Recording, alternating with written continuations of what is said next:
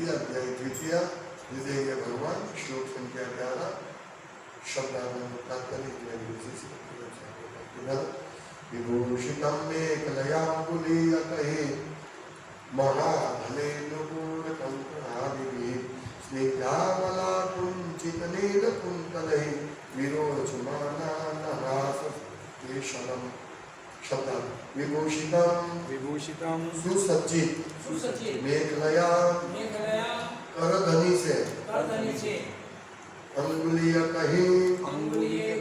अंगूठियों से महाधन ही अत्यंत मूल्यवान नूपुरा पायल कंकण आदि से स्निग्ध चिकना अमला निष्कलंक आकुंचिता घुंघराले नीले रंग के कुंतलही बालों से विरोचमाना अत्यंत सुहावना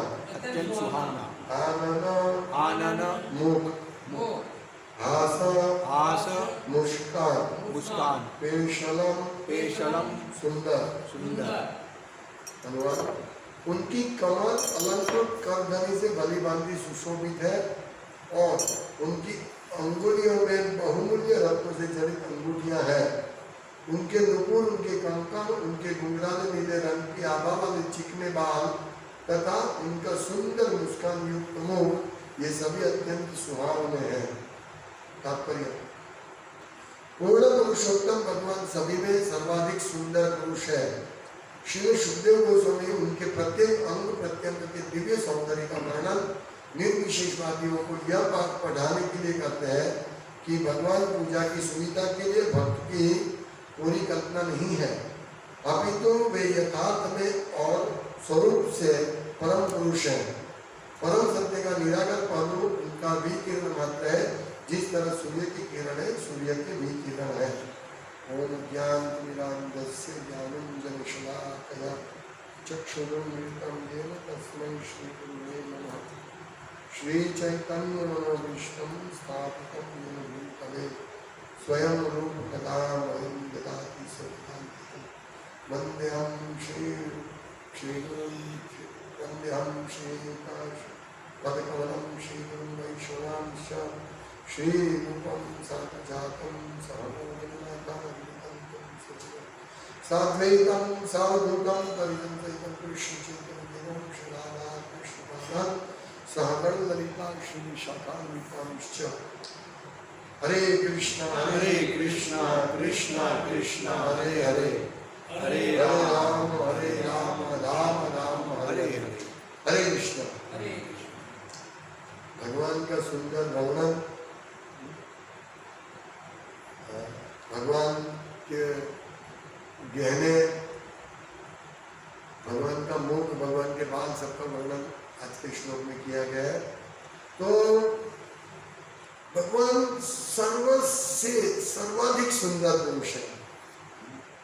ये जनार्दन हृदय में स्थित परमात्मा का वर्णन है। तो भगवान सर्वाधिक सुंदर पुरुष है और श्री सुखदेव गोस्वामी भगवान के प्रत्येक अंग का वर्णन कर रहे हैं, दिव्य सौंदर्य का वर्णन कर रहे। क्यों कर रहे हैं? ये निर्विशेषवादी, निराकारवादी जो बोलते हैं कि भगवान निराकार है, भगवान का हाथ नहीं है, पैर नहीं है। यहाँ तो भगवान के बाल तक का वर्णन है। कैसे बाल है? स्निग्ध। देखिए भक्त कितने प्रसन्न होंगे ये वर्णन सुनकर। हमारे भगवान स्निग्धामलकुंचित नीलकुंतलैः बालों, स्निग्ध चिकना बाल है। कैसे? यहाँ लिखा है कि उनके घुंघराले नीले रंग के बाल की आभा वाले चिकने बाल, भूल नीले रंग। तो ये कोई कल्पना नहीं, पूरी कल्पना नहीं कि भगवान के बाल ऐसे होंगे। पहले हमने विश्व में देखा तो ये परिकल्पना है। लोगों को जो भगवान जड़ है एकदम, और जो दिखते हैं उसको ही मानते हैं, उनको पता था कि भाई ये भगवान के बाल है, इस प्रकार से, जैसे बादल भगवान के बाल है। लेकिन यहाँ परमात्मा का जो वर्णन है बिल्कुल हमारे हृदय में स्थित परमात्मा वैसे ही दिखते हैं। इस प्रकार हम शास्त्र से समझ सकते हैं। ज्यादातर निर्विशेषवादी यानी ज्ञान के पीछे ज्यादा दौड़ते हैं। वो वेद वेदांत सतत वेदांत का अभ्यास करते रहते हैं। देखिए कॉन्ट्रास्ट देखिए, वो वेद का अभ्यास करते रहते हैं, वेदांत का अभ्यास कर, वेद का सार वेदांत सभी ज्ञानों का सार पूर्ण ज्ञान, वेद अंत यानी वेद यानी ज्ञान और ज्ञान का पूर्ण ज्ञान समाविष्ट है वेदांत में, और वो वेदांत पढ़ते रहते हैं, फिर भी वो भगवान को निराकार मानते हैं। देखिए कितना बड़ा विरोधाभास है। जबकि भगवान भगवद गीता में कहते हैं वेदेश्च सर्वे राम एव वेद्यम वेदांत कृत वेद विदेव चाहम। वेद की रचना वेदांत कृत मैंने रचना की है, मतलब मैंने उत्पत्ति की है वेद की, और वेद में से जानने योग्य मैं हूं। और वेद का जो सार है, वेदों का सार वेदांत सूत्र में है, और वेदांत सूत्र की कमेंट्री है भागवतम। वेद व्यास ने भागवतम वेदांत सूत्र से प्रस्तुत किया है, और यही वेदांत सूत्र में है कि कमेंट्री श्रीमद् भागवतम में वर्णन है भगवान का। तो सोचिए वो कितने मूर्ख है जो बोलते हैं भगवान निराकार है, या भगवान को आप कोई भी रूप में कल्पना कर लो। अरे कल्पना कैसे कर सकते हैं भगवान का? भगवान की हम कल्पना नहीं कर सकते। तो यहाँ प्रभुपाद लिखते हैं कि ये निर्विशेषवादी को पाठ पढ़ाने के लिए कि भगवान निराकार नहीं है, भगवान की पूजा की सुविधा के लिए भक्त कोई कोरी कल्पना नहीं करते हैं भगवान की, अपितु वे यथार्थ में और स्वरूप से परम पुरुष है, गोविंदम आदि पुरुषम, आदि पुरुष है, और वो व्यक्ति है, पुरुष है। इसीलिए भगवद गीता में भगवान कहते हैं अव्यक्तम व्यक्ति महापन्ने मन्यता मन्यते मम अबुद्धया। अबुद्धय जो बुद्धिशाली नहीं है, मूर्ख लोग है, क्या कहते हैं? अव्यक्तम, पहले में अव्यक्त था भगवान कहते हैं, फिर अव्यक्तम व्यक्ति महापन्न, फिर मैंने व्यक्तित्व धारण किया, और फिर वापस में निराकार हो जाऊंगा। इसमें लिखते हैं મને પૂર્ણ રીતે નહીં જાણનારા બુદ્ધિ મનુષ્ય માને છે કે હું પૂર્ણ પુરુષોત્તમ પરમેશ્વર કૃષ્ણ પહેલા નિરાકાર હતો અને હવે મેં આ વ્યક્તિત્વ ધારણ કર્યું છે। परम भाव जानंतो, भगवान के परम भाव को समझते नहीं है। मां अव्यय अनुत्तम, मैं अव्यय हूं, अच्युत, मेरा विनाश नहीं होता। परम भाव, मेरे परम भाव को जानते नहीं कि मैं मेरा विनाश नहीं होते। मां अव्यय अनुत्तम, और मैं सर्वोत्तम। ये भगवत गीता में भगवान कहते हैं, और यहाँ सुखदेव गोस्वामी भगवान का सर्वोत्तम स्वरूप का रूप का वर्णन कर रहे। देखिए, और जे भगवत गीता है वो भी पुराण उपनिषद का सार है, वेदों का सार है भगवत गीता में। उसमें भी लिखा है कि मेरा व्यक्तित्व है, लेकिन मूर्ख लोग मुझे स्वीकारते नहीं है। और एक बहुत सुंदर यमुनाचार्य कहते हैं, हे प्रभु, यमुनाचार्य कहते हैं कि हे प्रभु, व्यासदेव एवं नारद जैसे भक्त आपको भगवान के रूप में जानते हैं।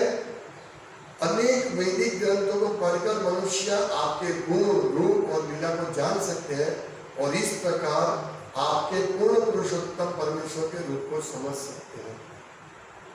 यानी वेद, उपनिषद, पुराण पढ़ने का अर्थ यही है कि हम भगवान को समझे, भगवान के रूप को देखें, जैसे कि भागवतम में इस प्रकार रूप का वर्णन किया गया। लेकिन यह लिखा है, वो यमुनाचार्य कहते हैं आगे, लेकिन जो मनुष्य रजोगुण तथा तमोगुण को युक्त है, ऐसे असुरों एवं अभक्तों आपको समझ नहीं सकते हैं। यानी भगवान को जो नहीं समझते हो अभक्त है या असुर है, राक्षस है, वो नहीं समझ सकते। ऐसे भक्तों वेदांत उपनिषद तथा वैदिक ग्रंथों की चर्चा करने में कितने भी निपुण क्यों न हो, फिर भी वो भगवान को समझ सकते नहीं। स्पष्ट यमुनाचार्य हमको शिक्षा दे रहे, समझा रहे। यानी भगवान के रूप को जो मानते हैं वही बुद्धिशाली व्यक्ति है। यहाँ लेकिन ये महिमा कौन जान सकता है, भगवान का महिमा? ऐसा भगवान सुंदर है, दिव्य, अत्यधिक सुंदर। भगवान के भक्त इस प्रकार भगवान के सौंदर्य को पढ़ने में, उनका श्रवण करने में आनंद, ओ हमारे भगवान देखो कितने सुंदर है। वो ये नहीं सोचते ऐसा होंगे कोई, नहीं ऐसे भगवान के नहीं, वैसे नहीं सोचते। वो सोचते हैं भगवान तो है ही, लेकिन मुझे भी एक दिन ऐसा ही दर्शन होगा। और आज मैं दर्शन कर रहा हूँ, भगवान का दर्शन करना और इस प्रकार कान से भगवान के रूप का वर्णन सुनना, उसमें कोई भेद नहीं, सेम है। ये दोनों ज्ञान ग्रहण करने की, इससे हम ज्ञान ग्रहण कर रहे हैं। हमारा लेफ्ट ईयर होता है ना, कान, लेफ्ट कान, वो आध्यात्मिक प्रगति करने के लिए। ये कान से कर्मकांड का सुनते हैं, इतना यज्ञ करो, इतना हवन करो, स्वर्ग जाएंगे, इतना पुण्य कर्म करो, ये कान से। ये कान से ऊपर जनलोक, महालोक, तपोलोक और फिर वैकुंठ लोक जाने के लिए कान से सुनना चाहिए। इसीलिए गुरु भी इस कान से मंत्र देते हैं, जब लेफ्ट कान से। तो कृष्ण को कौन समझ सकता है? प्रभुपाद समझा देंगे कि जो व्यक्ति भक्ति भाव पूर्वक सेवा किए बिना एवं कृष्ण भावना का विकास किए बिना मनुष्य को नहीं समझ सकता। अरे कृष्ण को नहीं समझ सकते, वो मनुष्य कृष्ण को नहीं समझ सकते। इस भागवतम में कहा है, अथापि देवपदाम्बुजद्वय प्रसादेशानुगृहीत एव हि जानाति तत्त्वं भगवन् महिम्नो न चान्य एकोऽपि चिरं विचिन्वन्। हे प्रभु, जो कोई आपके चरण, जिनको आपके चरण कमल की अल्प कृपा भी मिलती है, वो आपका व्यक्तित्व का महिमा को जान सकते हैं, व्यक्तित्व को जानते हैं। जिनको भगवान के चरण कमल की अल्प कृपा भी मिली है, तो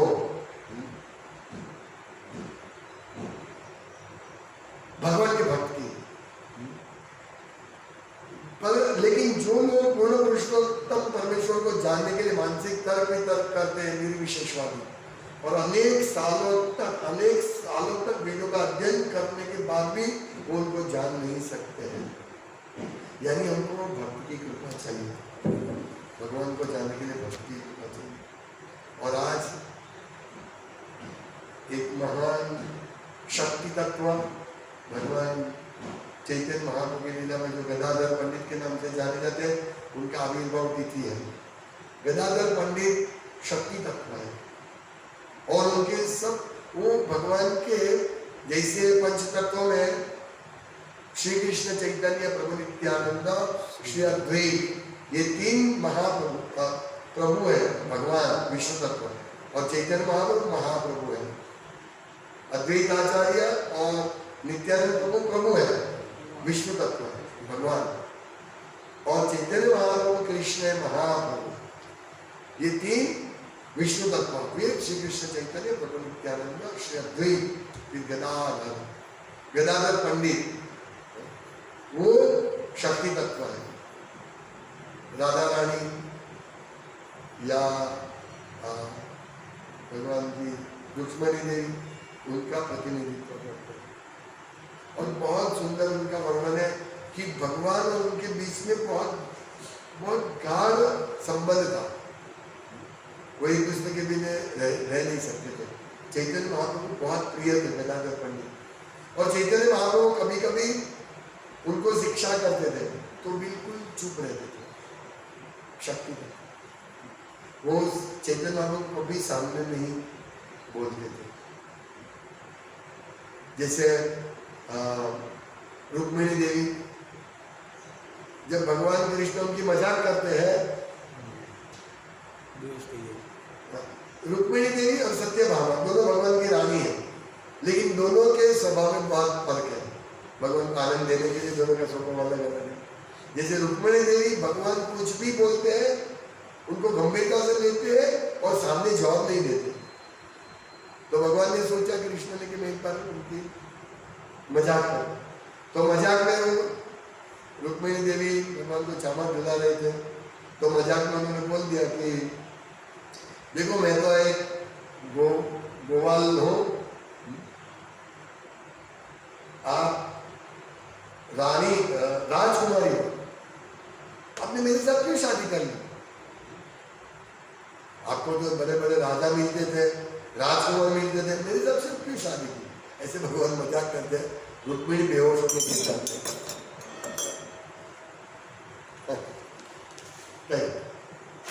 रुक्मिणी बेहोश होकर गिर जाते हैं।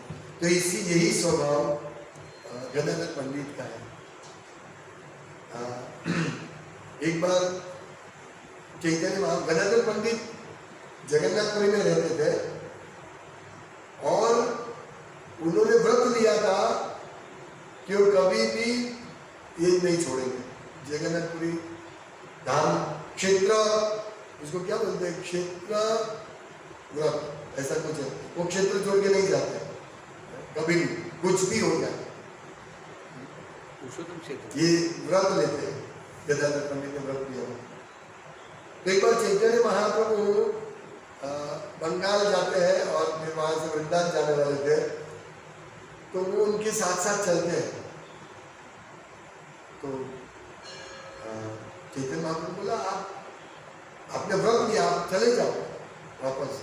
बोला नहीं, मैं आपके साथ रहूंगा, वो व्रत टूटेगा तो चलेगा। बोला नहीं, ऐसे के फिर चैतन्य महाप्रभु को बहुत समझाते हैं, तब जाके गदाधर पंडित रुक जाते हैं। लेकिन जैसे ही उनको जबरदस्ती से रोकते हैं और फिर जैसे ही वो नाव में बैठ के चले जाते, गदाधर पंडित बेहोश हो जाते हैं। वो चैतन्य महाप्रभु के बिना एक क्षण भी नहीं देते। वो बचपन से चैतन्य महाप्रभु के साथ थे। अपने नवद्वीप में है, मायापुर में गौर गदाधर एक मंदिर में गौर गदाधर का रिपीज है, जो चैतन्य महाप्रभु गौर गदाधर। तो ये चैतन्य महाप्रभु कृष्ण और उनके शक्ति तत्व है। तो उनकी बहुत सारी लीला है गदाधर पंडित को, लेकिन अभी चैतन्य चरितामृत में नहीं है, इसलिए हम लोग चैतन्य चरितामृत मेरे पास नहीं है, इसलिए मैं ज़्यादा उसके बारे में पता नहीं हो। लेकिन चैतन्य आप चैतन्य चरितामृत में पढ़िए, वो बहुत सुंदर उनकी लीलाओं का वर्णन चैतन्य चरितामृत में आता है। लेकिन जिस प्रकार भगवान के भक्त भगवान की सेवा करते हैं तुच्छ भाव से, मतलब नम्र विनम्र भाव से, उसी प्रकार गदाधर पंडित भगवान कृष्ण की सेवा करते हैं विनम्र भाव से। वो शक्ति तत्व है और शक्ति और शक्तिमान अभिन्न है। भगवान चैतन्य महाप्रभु गदाधर पंडित से अभिन्न है।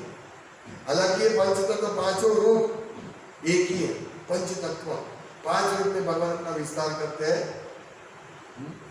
और भाषा श्रीवास जीव तत्व है, भक्त तत्व भक्त का प्रतिनिधित्व करते हैं।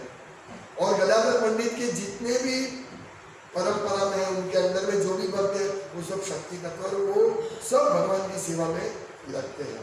और हम भी जीव तत्व, लेकिन हम भी भगवान की शक्ति है। हमारा भी कर्तव्य है भगवान की सेवा में लगना। तो ये महत्वपूर्ण मैसेज है कि हम लोगों को गदाधर पंडित के अनुसरण करके सतत भगवान की सेवा करना है और इस प्रकार भगवान के रूप को समझना है।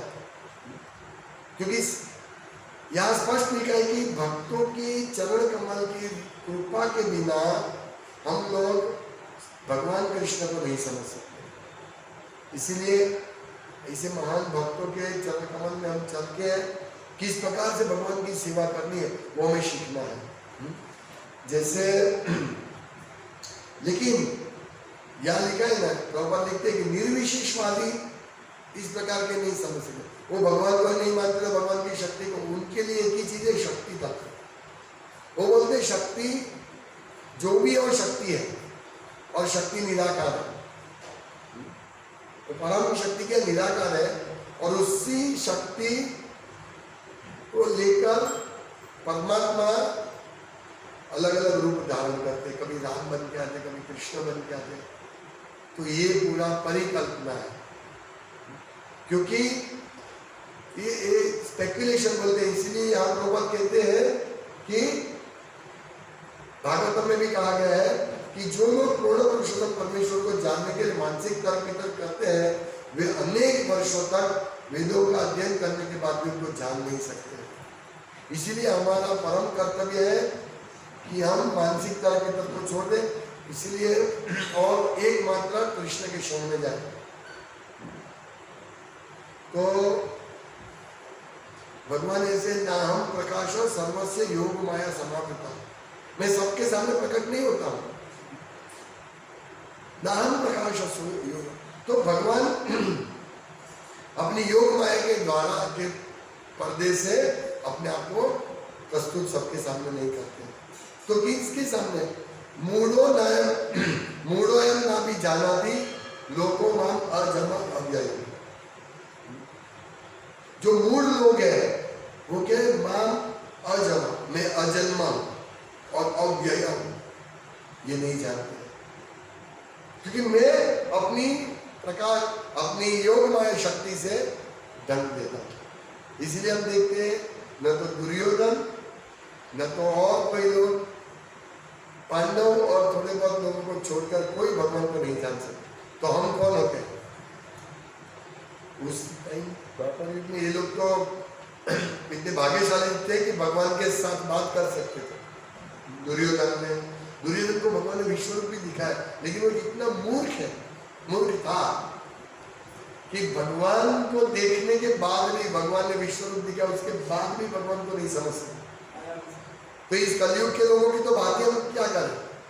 कलयुग के लोग इंद्रिय तृप्ति से बिल्कुल बाहर नहीं आते, और इंद्रिय तृप्ति को पूरा करने के लिए अलग अलग देवता के पास जाते हैं। कामे स्थिरत ज्ञान प्रपद्यन्ते अन्य देवता। जो लोग कामनाओं से अंध हुए हैं वो अन्य देव के आश्रय में जाते हैं। समझिए, इसलिए बोला है क्योंकि वो लोग भगवान को नहीं दर्शन कर सकते, वो समझ नहीं सकते भगवान को, क्योंकि उनको सिर्फ इतना ही देखते, मैं इस देवता के पास जाऊंगा, इतनी मैं पूजा करूंगा तो मुझे इतना धन मिलेगा, वो धन से मैं इंद्रिय तृप्ति करूंगा, बस वहां उनका स्टॉप हो जाता है, फुल स्टॉप। धर्म अर्थ काम, बस जनरली इधर ही उनका स्टॉप हो जाता है। मोक्ष की कोई बात नहीं करते हैं, कितना भी बूढ़ा हो जाएगा वो मोक्ष की बात नहीं करेगा। इसीलिए ये जो मूढ़े ऐसे लोगों को भगवान नहीं दिखते, उनको दर्शन नहीं होता, वो ऐसा वर्णन पढ़ के भी समझ नहीं सकते, क्योंकि ऐसा वर्णन हम भक्तों के माध्यम से ही समझ सकते हैं। तो हमें स्पष्ट लिखना है, समझना है कि जो निराकार तत्व है वो भी भगवान है, ब्रह्म ज्योति भी भगवान है। लेकिन जिस प्रकार सूर्य का किरण, सूर्य और सूर्य की भी किरण जैसे प्रकाश आया, तो ये भी सूर्य है, क्योंकि वो सूर्य की शक्ति है। इसका दर्शन करके हम समझ सकते हैं सूर्य देव का प्रकट हो गए, लेकिन हम ऐसे नहीं बोलते यही सब कुछ है, ये सूर्य ही है, नहीं, ये सूर्य की शक्ति है और सूर्य उधर है। वो बोलो जो सूर्य का लोक है उसमें सूर्यदेव विराजमान है। इसी प्रकार भगवान के रूप जो दर्शन कर रहे परमात्मा का, तो वो है, लेकिन हमारी आंख के बाहर। जैसे अभी ये जो सूर्यदेव है, ये जो सूर्य का जो रोशनी है, वो रोशनी क्या है? रोशनी भगवान का तेज है, ब्रह्म ज्योति, भगवान जो निराकार रूप है ब्रह्म ज्योति, वो उसका भी किरण, उसका जो प्रकाश है वही तो सूर्य को शक्ति देते हैं, और वही शक्ति से तो हम सब कुछ देख सकते हैं। तो हम वास्तव में भगवान के ब्रह्म ज्योति नहीं है। अभी एक तरीके से देखें कि भाई ये तो भगवान का विस्तार ही है, ये प्रकाश। तो भक्त इस प्रकार समझता है कि नहीं, ये दर्शन करें, और ये दर्शन बिल्कुल उपलब्ध है, इसमें कोई ये नहीं है, शंका नहीं कि भगवान ऐसे हो सकते, क्या भगवान है? नहीं। जैसे हमने कल देखा कि परमात्मा एक बिल्ला दान ही जितने हैं हृदय में, उसी प्रकार जो भगवान खड़े हैं तो उनका रूप भी ऐसा है। ये स्पष्ट वर्णन आपको इस सब जगह मिलता है। तो इस वर्णन से हमारी भक्ति को आगे बढ़ाना है, इसको एक एक शब्द को हमारे कान में उतारना है। ये कान में उतार कर हमको इस प्रकार से अभी दर्शन करना है। इसीलिए ड्रामा जो होता है, ड्रामा कृष्ण का पात्र करते हैं या जो भी कोई भी रोल करते हैं, तो वो हमें भगवान की लीलाओं को दर्शन करवाते हैं, रियलाइज कराती है। और इसीलिए, और ड्रामा इसीलिए कैसा होना चाहिए? शास्त्र के आधार पर होना चाहिए। भागवत में बहुत सारी कथा है, उनके आधार पर हम ड्रामा करेंगे तो लोग समझेंगे कि यस ऐसा है। ये ड्रामा बहुत महत्वपूर्ण चीज है। और तो भगवान जो बोलते हैं ड्रामा में या हम देखते हैं तो हमें ये रियलाइज होता है कि यस भगवान है। और इस प्रकार भगवान अपने भक्तों के साथ आदान प्रदान करते हैं। भगवान का रूप इतना सुंदर है, सब प्रफुल्लित हो जाते हैं। आगे हम देखेंगे कल के श्लोक में हमें भगवान का दर्शन देके फ्रेश हो जाएंगे, क्योंकि भगवान का रूप नित्य नवीन है। अभी हम पढ़ेंगे, हम स्मरण भी करते रहेंगे और पढ़ेंगे। जैसे यहाँ लिखा, उनकी कमर अलंकृत करधनी, यानी मेखला, ये इसको कंदोरा बोल सकते हैं, कंदोरा करधनी, सुवर्ण कंदोरा, कितना सुंदर दिखता होगा। उनकी कमर अलंकृत करधनी से भली भांति सुशोभित है, और उनकी अंगुलियां बहुमूल्य रत्नों से जड़ित अंगूठियां हैं, बहुमूल्य रत्नों से जड़ित। स्वाभाविक तौर पे कोई ऐसे गहने पहनेंगे जो सुंदर हो तो हम देख सकते हैं, हमारा ध्यान उनके प्रति आकर्षित होगा। तो हम सोच स्मरण कर सकते हैं कि भगवान के हाथ में उंगली में सब अंगूठियां हैं, और एक एक अंगूठियों पे हम चिंतन कर सकते हैं। उनके नुपुर झांझर, विश्वामित्र मुनि मेनका के नुपुर से आकर्षित हो गए, लेकिन वो भौतिक आकर्षण है। और यहाँ क्या है? उनके नुपुर, उनके कंकण, कंकण ये ना, कड़ू कड़ू पहने थे, कंगन, नुपुर और कंकण, वो क्या है? उनके घुंघराले नीले रंग के आभा वाले चिकने बाल तथा उनका सुंदर मुस्कान युक्त मुख, ये सभी अत्यंत सुहावने हैं। एक कल्पना हम देख सकते हैं कि एक सुंदर युवती हो या कोई सुंदर स्त्री हो जिन्होंने सब आभूषण पहने हैं, तो सामान्य सबका ध्यान आकर्षित करते, स्त्री पुरुष सबका ध्यान। सोचिए ऐसी सुंदर स्त्री जिन्होंने आभूषण पहने हैं, उससे करोड़ों जो गुना भगवान की सुंदरता है, और भगवान के आभूषण के भी इतने सुंदर है। मोहिनी रूप ले भगवान ने मोहिनी रूप लिया, शंकर भगवान को भी, शिव जी को भी मोहित कर दिया। हमारी क्या है?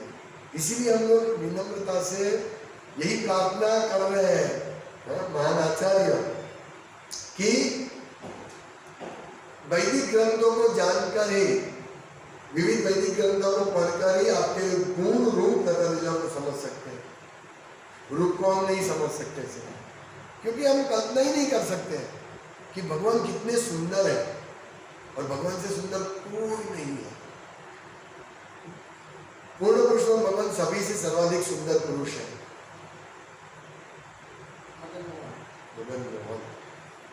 कंदर्प कोटि कमनीय विषय, हम हर रोज ये सुनते हैं ना, हमें यही देखना, कंदर्प कोटि, कंदर्प यानी कामदेव, और कामदेव से सुंदर इस जगत में कोई नहीं है।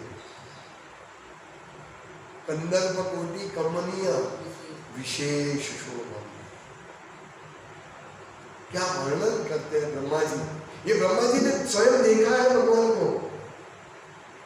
ये ब्रह्म संहिता का वर्णन, जब ब्रह्मा जी ने 1000 साल दिव्य तप दिव्य वर्षों तब किया, तब जाके भगवान ब्रह्मा जी को दर्शन देते हैं, भगवान सेकंड करते हैं, हाथ मिलाते हैं। अब सोचिए हमारा रोमांच खत्म हो जाने से कैसे इतना सुंदर वर्णन हो रहा है, देखा हुआ। कभी हम कोई बोलता है कि मैं वहां जाके आया, अमेरिका जाके आया, ओके बैठो बैठो वर्णन करो। तो जो वर्णन करते हैं तो हमको इच्छा भी, चलो हम भी अमेरिका जाए। ऐसे ब्रह्मा जी वर्णन कर रहे और हम हर रोज सुन रहे हैं। कंदर्प कोटि कमनीय विशेष शोभम बर्हावताम समसिताम बुद्ध सुंदरांगम, सुंदर अंगम। भगवान के अंग सुंदर है, भगवान के मस्तक पर ये मोर पीछ है। वेणुक्वणंतम अरविंद दलायताक्षम, वेणुक्वणंतम बांसुरी बजाते, अरविंद दलायताक्षम, उनकी आंख कैसी अरविंद आंख, उनकी आंख कमल जैसी आंख। कितना सुंदर वर्णन है, हमें इससे आत्मविश्वास होना चाहिए और पूरा दिन स्मरण करना चाहिए। परीक्षित महाराज किसी को भी देखते थे ना तो वही देखते थे, ये जो मैंने गर्भ में दर्शन किया वो नहीं है, सतत उनका स्मरण रहता था। इसीलिए जब आज से हमें ये देखना चाहिए, कोई सुंदर स्त्री को देखे या कोई सुंदर पुरुष को देखे तुरंत ये स्मरण आ जाना चाहिए, ओ ये स्त्री क्या है। भगवान की सुंदरता तो कंदर्प कोटि कमनीय विशेष शोभ, उससे भी ज्यादा करोड़ों कामदेव का, ये तो करोड़ों कामदेव का तो हम जैसे निताय पद कमल कोटि चंद्र सुशीतल, करोड़ों चंद्र जैसी शीतलता, ये तो कल्पना ही है ऐसी। लेकिन हम विचार कर सकते हैं कि करोड़ों कामदेव, एक कामदेव से पूरा जगत मोहित होता है, तो करोड़ों कामदेव की तो बात ही क्या करें। इससे भी अधिक शोभनीय है भगवान, हम अभी सोच भी नहीं सकते भगवान कितने सुंदर है।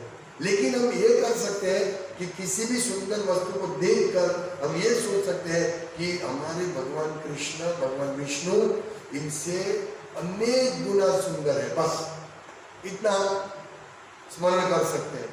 तो हमें आज से यही स्मरण करना है, कोई भी सुंदर चीज को देखे नहीं, भगवान तो इससे करोड़ों गुना सुंदर है।